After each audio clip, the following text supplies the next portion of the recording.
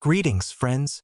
This is your channel, where history comes alive, and metal and will forge legends. Before we dive into the depths of one of the most bitter and greatest destinies in the world of weaponry, do me a favor, subscribe to the channel and hit the like button.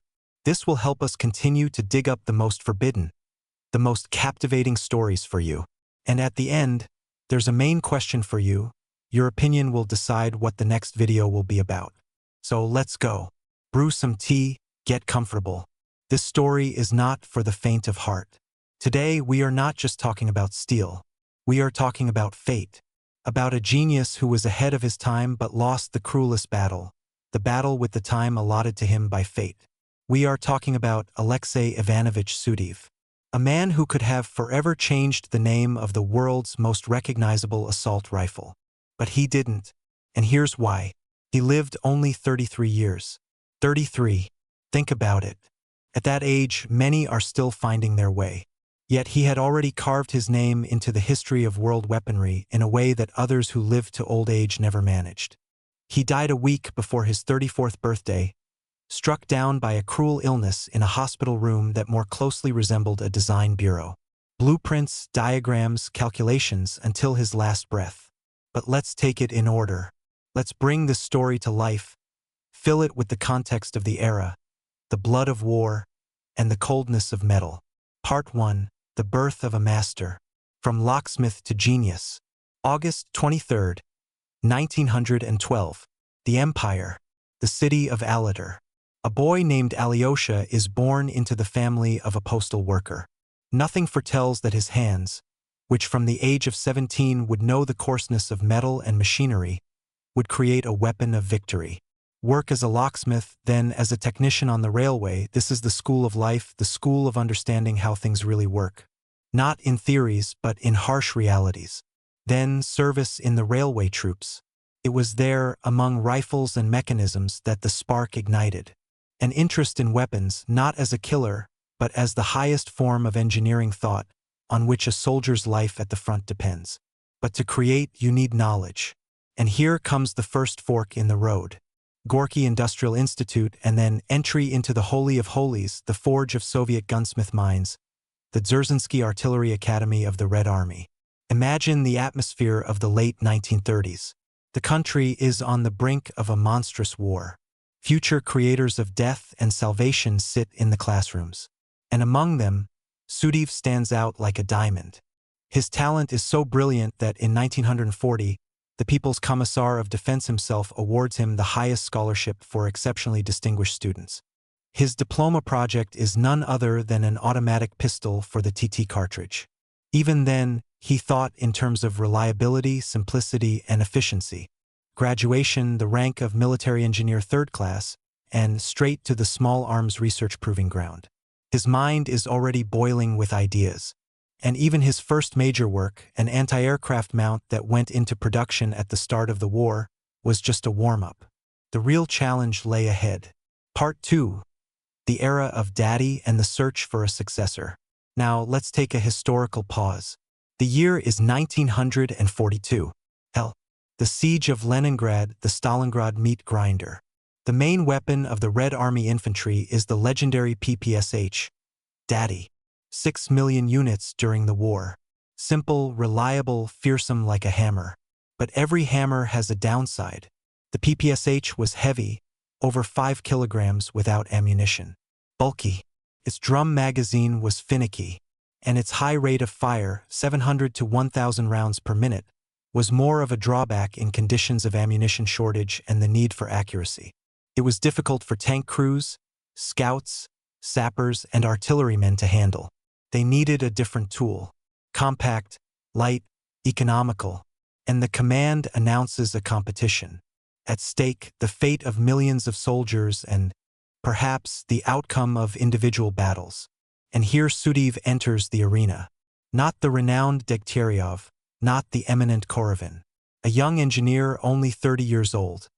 His submachine gun embodies the philosophy of simplicity and reliability. He looked at the war through the eyes of that soldier in the trench. What is needed? For it not to jam. For it not to deafen with its rate of fire. for it to be light and not get in the way, for it to be made quickly, saving precious machine hours and tons of metal. The trials in the spring of 1942 were gladiatorial battles of design ideas, and Sudayev's submachine gun passes them triumphantly. It is the most reliable of all. In accuracy, second place. It enters a duel with the updated PPSH-2 from Shpagin himself. And again, victory. But there's always that but. Administrative reasons. Shpagin's name already thunders. His daddy flows like a river from factories. Changing horses midstream is frightening. And they make a Solomonic decision to release trial batches of both. Sudayev receives the designation PPS-42. And he goes with his creation into the very inferno, to besieged Leningrad. It is there, in the blockaded city at the Sestroretsk tool plant, that the legend is born. Part 3. The Siege Masterpiece, PPS-43. We need to pause here and feel this moment. Leningrad. Hunger, cold, shelling. There is a shortage of everything. And Sudayev needs to set up production of a new weapon. And what does he do? He doesn't simplify. He brilliantly rethinks. His mind works under the most severe constraints, and this gives birth to a masterpiece. The PPS-43, the refined version from 43, is the apotheosis of technological elegance in wartime. Look at the numbers. I'll translate them into words so you can grasp the scale. Half the metal of a PPSH. Think about it. For one daddy, you could make 2 Sudayev guns. 3 times fewer machine hours. This means that in the same time and with the same resources, you could arm 3 times as many soldiers. It weighed 3.6 kilograms versus 5.3 for the PPSH. For a scout crawling through swamps, this difference of 1.5 kilograms is a matter of life and death. Folding stock, compactness, ideal for paratroopers, tank crews, and combat vehicle crews. But most importantly, reliability. There was no fire selector, but an experienced soldier could fire single shots. And the reduced rate of fire, about 600 rounds per minute, allowed for controlled bursts and ammunition conservation. The soldiers loved it. Tank crews carried it as a talisman. Scouts never parted with it. But here, friends, is the paradox of history. The PPS never became the main weapon. Why? Only about 500,000 units were produced against 6 million PPSH. The reason is as simple as a gunshot. War is inertia. It was strategically unwise to retool giant, already established production lines for a new, albeit superior, model in the midst of fighting. The PPSH was made everywhere they could bring in machine tools. It was known. It was loved. The Sudayev PPS became the weapon of the elite, of specialists. It was the Kalashnikov of its time, but for the chosen few. Part 4, Global Fame and the Shadow Cast by the PPS.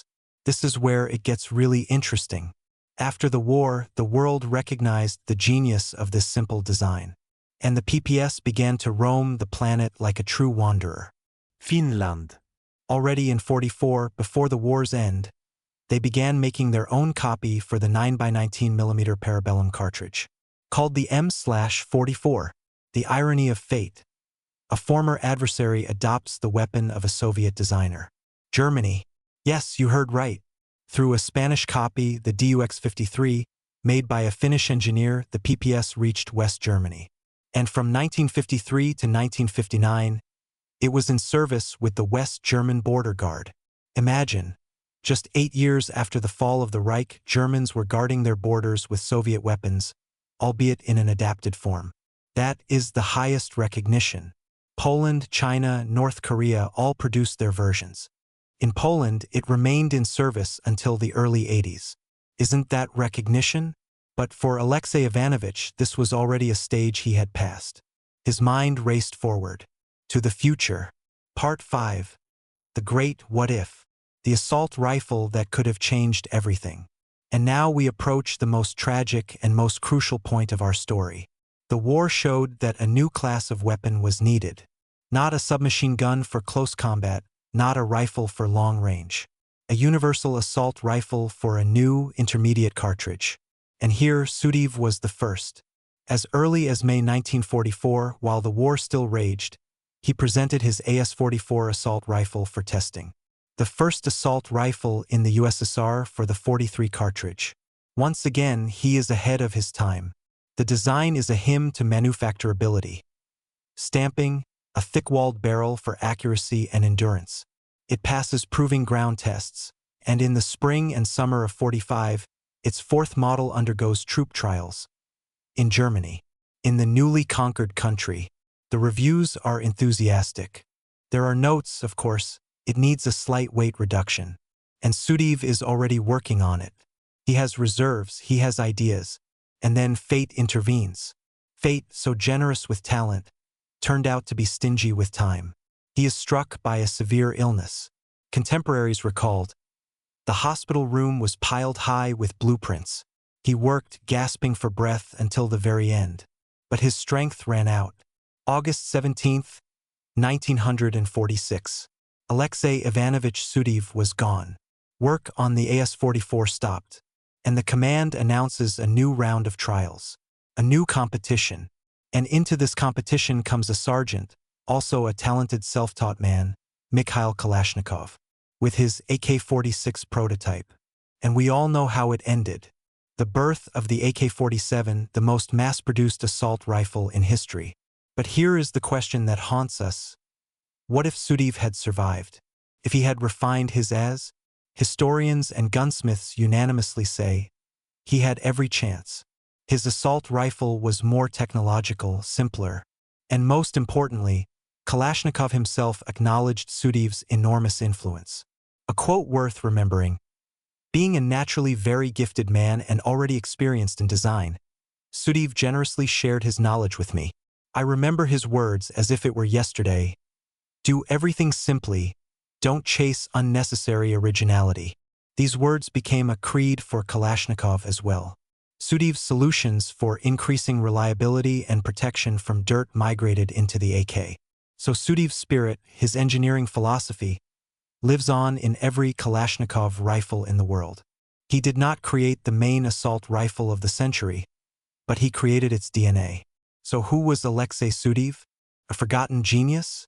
No, he was a forefather, a creator who lit the torch and passed it on to others. He created the best submachine gun of World War II, respected even by enemies.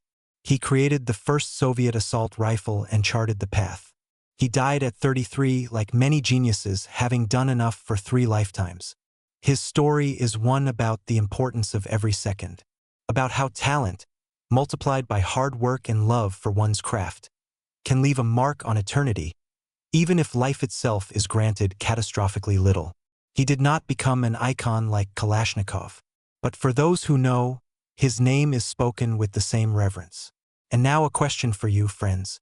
By fate's will, we lost one genius. But what if history had turned out differently? If Sudayev had survived and refined his AS-44, and Kalashnikov had remained in his shadow? What do you think? Would Sudayev's assault rifle have become as legendary as the AK? Or was Kalashnikov's genius inevitable? Write your opinions in the comments, argue, discuss. We'll make a separate video from the most interesting comments. If this story hooked you, if you want us to continue unraveling such destinies, in the first person, with blood and metal, support the channel. Subscribe, hit the like button, click the bell. That's the best thanks for our work. This has been your guide to the world of great stories. See you soon on the waves of this channel.